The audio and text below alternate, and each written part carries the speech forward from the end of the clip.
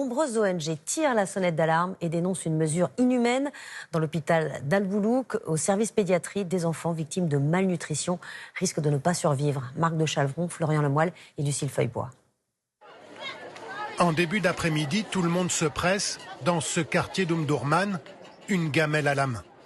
Il est 15 heures précises. La cuisine du Cher Al-Amin commence à servir ses repas gratuits. Kamal Bachir vient ici tous les jours, sans exception. Si vous n'aviez pas cet endroit, qu'est-ce qui se passerait? J'aurais faim. J'aurais faim tout le temps. Cette cuisine sert chaque jour plusieurs milliers de repas. Dans la foule, la plupart des personnes sont des déplacés, comme cette femme qui a dû partir de chez elle à cause de la guerre. Là où j'étais, il n'y avait rien du tout. C'est seulement en arrivant ici que j'ai trouvé cette cuisine. Là-bas, il n'y avait plus de marché et puis on n'a pas d'argent, personne ne travaille.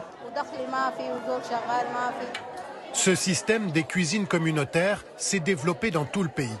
Il a permis à des centaines de milliers de personnes de survivre.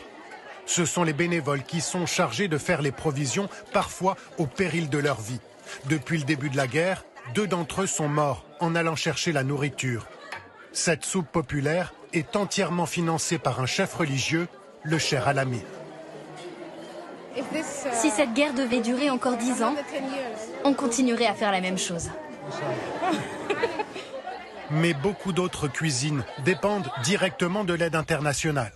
D'après les Nations Unies, 60% d'entre elles ont dû fermer depuis l'interruption brutale de l'aide américaine décidée par Donald Trump